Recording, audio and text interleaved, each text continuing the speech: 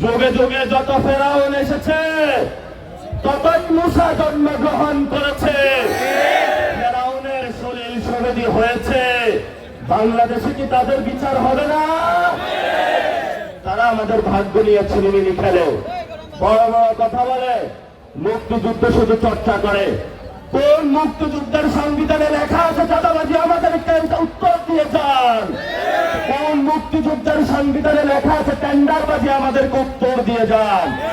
কোন মুক্তিযুদ্ধের সংবিধানে লেখা আছে বাংলাদেশে দখলবাজি? আমাদেরকে উত্তর দিয়ে যান। আমরা তো ভালোই ছিলাম, মনে করেছিলাম তারেক রহমান দেশে এসেছেন, সংস্কার বাস্তবায়ন করবেন। এখন উনি হলো গতিবিরত অন্যদিকে পথ চলা শুরু করেছেন।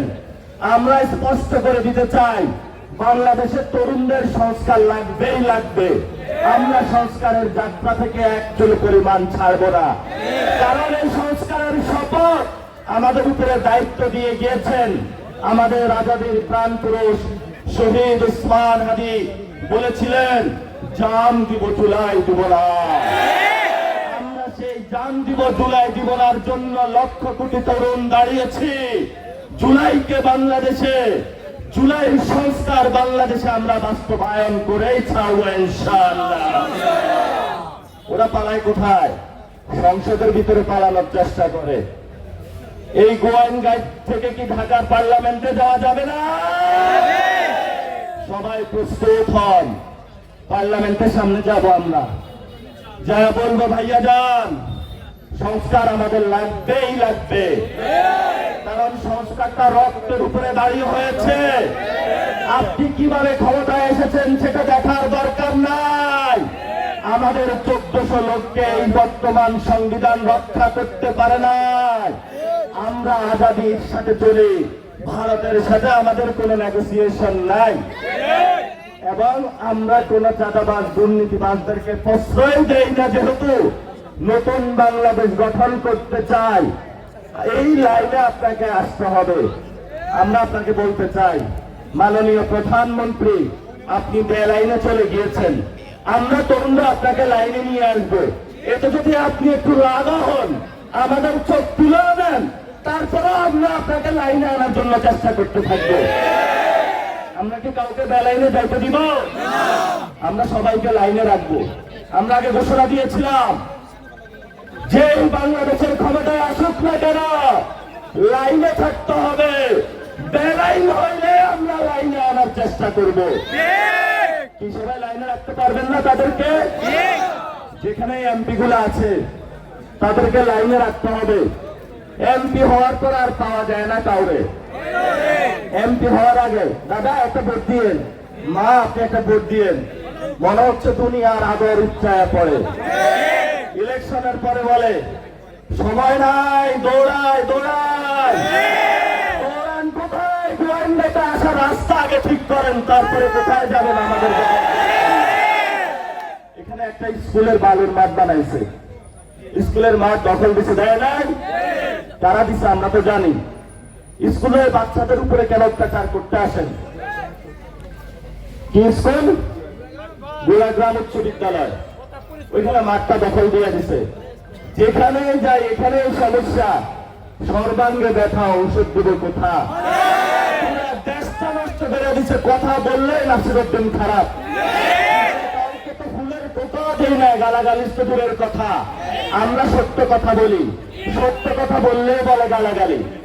আমি কি একটা গালাগালি দিয়েছি? বাংলাদেশের একটা গালির সংবিধান বানাইতে হবে। সেই সংবিধান যদি সালাউদ্দিন ভাই বানায়, তাহলে আমরা দেখে দেখে বলবো কোনটা গালি কোনটা গালি না। আপনি সালামের সাথে মিলে ব্যবসা করেন, এটা কি গালি? আপনি সংস্কার বাস্তবায়ন করেন না, এটা কি গালি? আপনি শহীদ উসমান হাদির সাথে গাদ্দারি করতেছেন, এটা কি গালি? তা আমরা তো এই কথাগুলোই বলি, ওনারা কেটে যায় কেন? গা জ্বলে কেন? এত জ্বালা কে বলেছিল? ওবায়দুল কাদের বলেছিল না?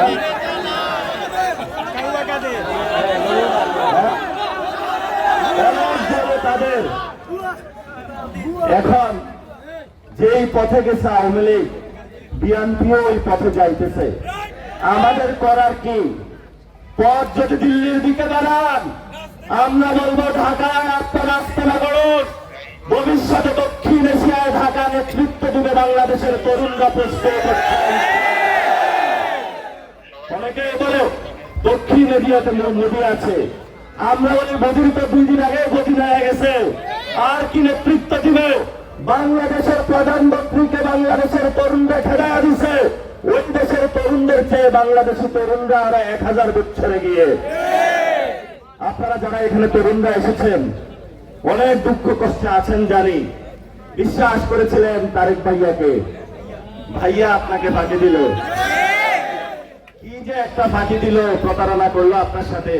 বলছে চাকরি দিলে চাকরি পাইছেন, বলছে কার্ড দিলে দিচ্ছে, বিএনপির অন্য কেউ পায় না, বলছে আলেম সমাজের বেতন বাড়াবে আর বাড়ায় না, বলছে বাংলাদেশ ঠিক হয়ে যাবে, দেখি চোর বাটপারি রাজধানী সবগুলো বাড়তেছে, বলছে টেম্পো স্ট্যান্ড থাকবে না, দেখি টেম্পো স্ট্যান্ড আরো বাড়তেছে, বলছে চাঁদাবাজি কমে যাবে, চাঁদাবাজি দেখি সরকারই এখন করতেছে, বলছে দুর্নীতি থাকবে না, সরকার এখন দুর্নীতির দিকে চ্যাম্পিয়ন হওয়ার কথা আগাচ্ছে।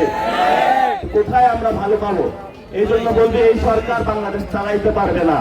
তবে আপনারা কি প্রস্তুত আছেন বাংলাদেশের ক্ষমতা নেওয়ার জন্য? প্রস্তুত আছেন বাংলাদেশের ক্ষমতা নেওয়ার জন্য? দেখে যান তারেক রহমান, আমরা ক্ষমতা নেওয়ার জন্য প্রস্তুত আছি। আমরা ক্ষমতায় গেলে কোন চাঁদাবাজকে ক্যাবিনেটে রাখবো না, কোন দুর্নীতিবাজকে ক্যাবিনেটে রাখবো না, কোন ভাই বোনেদেরকে ক্যাবিনেটে রাখবো না। ক্যাবিনেট হবে শহীদ ওসমান হাদির আদর্শের ভিত্তিতে, জুলাইয়ের সংস্কারের ভিত্তিতে। আমাদের ক্যাবিনেটের প্রথম কাজ হবে যারা আমাদের 1400 ভাইকে খুন করেছে প্রত্যেককে আমরা আইনা ফাঁসির আদেশ বাস্তবায়ন করব। দ্বিতীয় আমাদের কাজ হবে বাংলাদেশে যে সংস্কারের আমরা প্রতিশ্রুতি দিয়েছিলাম, পুলিশ সংস্কার আমরা করব, ব্যবসা বাণিজ্যের সংস্কার করব, তরুণদের কর্মসংস্থান নিশ্চিত করব এবং আমরা তরুণদেরকে ট্রেনিং এর ব্যবস্থা করব বাংলাদেশের সার্বভৌমত্ব রক্ষার জন্য। আপনারা সবাই ট্রেনিং নিতে প্রস্তুত আছেন না? বলে যে ওরা পাশ দিয়ে যা করে আর কি করবে। আমরা শারীরিক ট্রেনিং নিব, স্কাউটের যেভাবে ট্রেনিং হয় এভাবে ট্রেনিং নিব। বাংলাদেশকে রক্ষা করতে হবে। ভারতের সকল দৃষ্টি বাংলাদেশের উপরে পড়েছে, সীমান্তে গিয়ে আমরা রক্ষা করবো, আর কেউ পারবে না বাংলাদেশে। ওরা তো সীমান্ত গেলে ভারতের সাথে বলবো দাদা আসো একটা চুক্তি করি, আমরা কি চুক্তি করবো?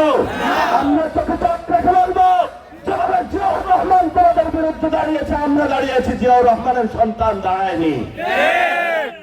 পার্লামেন্টে একটা কথা হয়েছে যে আমরা সীমান্ত হত্যার বিরুদ্ধে কথা বলবো, ওই নোটের উপরে বিএনপি বললো কথা বলা যাবে না। কেন কথা বলা যাবে না? বললো যে ভাই দাদা বাবু কি করে আল্লাহ জানে, যদি ভয় পান তাহলে প্রধানমন্ত্রী হন কেন? আমরা তো ভয় পাই না, তরুণদেরকে ভয় পাই, আমরা ভারতকে ভয় পাই, আমরা চাঁদাবাজকে ভয় পাই। এখন আসছে আমাদের সন্ত্রাস, ওরা আমাদেরকে ভয় দেখে, চোখ তুলে ফেলছে, বলতেছে যেটাই আসবে চোখ তুলে ফেলবো। আমরা এখনো ধৈর্য ধারণ করতেছি। আমরা কি মাঠে নামলে বিএনপি যত আছে বলে থাকতে পারবে? পারবেন না, একদিনও টিকবেন না। কারণ কতটুকু টিকবেন গত 17 বছর আপনাকে দেখা হয়ে গিয়েছে, কতটুকু আপনার শক্তি আছে। মাঠে কোনো কর্মী নাই, আছে সন্ত্রাস। আমরা আপনাদেরকে বললো হেদায়েতের পথে আসুন, আমরা আপনাদের বিরোধী নই, আমরা আপনাদের সন্তান। বলি সব অপকর্ম বন্ধ করেন, আমরা আমাদের কাজে চলে যাই, আপনারা ক্ষমতা চালান, আমাদের ক্ষমতা লাগবে না, কিন্তু চাকরিটা নিশ্চিত করে দিয়ে যাইতে হবে, মায়ের অধিকার নিশ্চিত করে দিয়ে যাইতে হবে। এই যে পুলিশ ভাইরা কাজ করে, ওনারা 8 ঘন্টা পরে ওনাদেরকে 24 ঘন্টা কাজ করায়। একটা লোক বউর কাছে যাওয়া লাগবে না, ফ্যামিলিতে বাচ্চাকে সময় দিতে হবে না। আমরা বলতেছি সরকারের কাছে পুলিশ ভাইদেরকে 8 ঘন্টা উপরে যদি কাজ করান তাহলে তাদেরকে ওভার টাইম টাকা দিতে হবে, আর যদি ওভার টাইম না দেন তাহলে 8 ঘন্টার মধ্যে সীমাবদ্ধ রাখতে হবে, ওদের বাসস্থানের ব্যবস্থা করতে হবে। আপনারা তাদেরকে একটা কিলিং জেলে ছেড়ে দেন, বলেন বাচ্চাদেরকে হত্যা করতে, জনগণের মুখোমুখি পুলিশকে দাঁড় করাবেন না। জনগণ এবং পুলিশকে ঐক্যবদ্ধভাবে শক্তিশালী করে সন্ত্রাসীদেরকে দৌড়ানি দিতে হবে। আমরা পুলিশ ভাইদেরকে বলবো, জনতা আপনাদের সাথে আছে, মনোবল হারাবেন না। আপনাদেরকে শেখ হাসিনা যেভাবে ব্যবহার করেছিল, আমরা ক্ষমতায় আসলে আপনাদেরকে এইভাবে ব্যবহার করব না। ওরা পুলিশকে যেভাবে গালি দিয়ে কাজ করায়, ভালোবাসা দিয়ে মন জয় করতে পারে না, জোর করে মন জয় করতে চায়। জোর করে কি মন জয় করা যায়? প্রিয় তারেক রহমান, তরুণ সমাজের মন জোর করে আদায় করতে পারবেন না, সংস্কারের মাধ্যমে ভালোবাসা দিয়ে আদায় করতে হবে। কি বলেন? আমরা ভাইয়াকে বলবো, ভাইয়া সংস্কার দিয়ে দেন, আমাদের 1400 লোকের বিচার বুঝিয়ে দেন, তাহলে নাসিরউদ্দিনও চুপ করে যাবে, বাংলাদেশের সকল তরুণ চুপ করে যাবে। আর যদি না দেন তাহলে কি হবে? ভাইয়া কি ক্ষমতা থাকতে পারবে? ভাইয়া ক্ষমতা থাকতে পারবেন না। স্পষ্ট কথা, আপনার সাথে আমার সাথে সত্যের মাপকাঠি হলো একটাই, আপনি কি সংস্কার বাস্তবায়ন করবেন নাকি করবেন না? যদি সংস্কার করেন আপনি ক্ষমতায় থাকবেন, যদি সংস্কার বাস্তবায়ন না করেন আপনি ক্ষমতায় থাকতে পারবেন না। তিনটা কথা বলে শেষ করবো।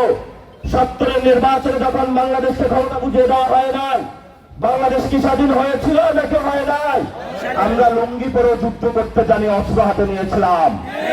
আমরা শান্তপ্রিয় ছেলে, কিন্তু যখন আমাদেরকে ভয় দেখায় তখন আমরা ভয় করি না মরণে। দ্বিতীয় বিষয়, 75 অস্থিতিশীল সৃষ্টি করতে চেয়েছিল, সেনা জনতা ঐক্যবদ্ধভাবে বাংলাদেশকে রক্ষা করেছিল। 90-এ আমরা কি কোন স্বৈর শাসনকে বাংলাদেশে ক্ষমতা রেখেছিলাম? আমরা তাদেরকে বিদায় করেছিলাম। 2400 হাসিনা বাংলাদেশের মানুষের সাথে গোহাট্টমি করেছিল, অহংকার মনোভাব চেয়ে চলেছিল, মানুষের জনগণের রায়ের বিরুদ্ধে গিয়েছিল। আমরা শেখ হাসিনাকে প্যাকেট করে পাঠিয়ে দিয়েছি। আমরা আপনাদেরকে এখন বলবো, 26-এর পরে আর উল্টাপাল্টা পথে হাঁটবেন না, সংস্কারের সিরাতুল মুস্তাকিমের পথে হাঁটেন। যদি আপনারা কোন পথভ্রষ্টদের দলে যান, আমাদের দায়িত্ব হলো আপনাদের সিরাতুল মুস্তাকিমের পথে হাঁটানো। যদি না হাঁটেন, পথ থেকে ধাক্কা মেরে ফেলে দিয়ে ওই ক্ষমতায় আমাদের নিয়ে সিরাতুল মুস্তাকিমের পথে বাংলাদেশকে নিয়ে যাবো ইনশাআল্লাহ। ভাই, এতক্ষণ কোনো গালাগালি করলাম? আপনাদের মনের কথাটাই তো বললাম। তো ওদের সমস্যা কোথায়?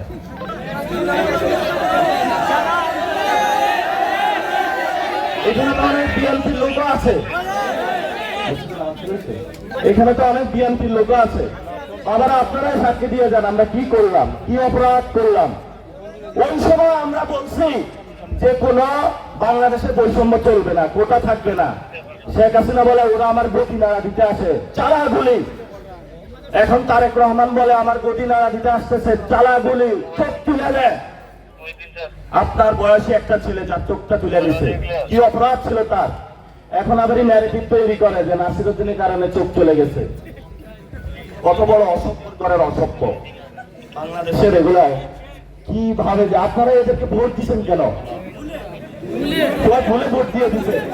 এখন আগামী স্থানীয় নির্বাচনে কে ভুল করবেন? নেড়া কয়বার বেলতলা যায়? নেড়া কয়বার? একবারই তো যায়, দুইবার যাবে? দুইবার যাওয়া যাবে না। আমি বিরোধী দলের নেতাকে বলবো, একটু শক্তিশালী হইতে হবে, একটু চুপ করে থাকলে হবে না। একটু শক্তিশালী করে বিএনপিকে নাড়া দিতে হবে। আপনি বিরোধী দলীয় নেতা, মানে জনগণের আপনি ভয়েস। যদি জনগণের ভয়েস না হইতে পারেন তাহলে রাজপথে বিরোধী দল বের হবে। যদি সংসদে ফায়সালা না হয় তাহলে কোথায় ফায়সালা হবে? রাজপথে ফায়সালা হবে। আমরা কি ভয় পাই? ইনশাআল্লাহ আমরা ভয় পাই না। নামাজ শুরু হয়ে গিয়েছে। আজাদির লড়াইয়ের ডাক আপনাদের কাছে দিয়ে গেলাম। আমাদের এই ভাইকে আপনাদের হাতে তুলে গিয়ে গেলাম। ভালো মানুষ মনে হচ্ছে। আগামীতে ইনশাআল্লাহ বিপ্লবের জন্য প্রস্তুত হন। বিপ্লব এখনো অসমাপ্ত। তারেক রহমান সরকার থাকবে না, আমি লিখে দিয়ে গেলাম আপনাদের কাছে, এই সরকার থাকবে না।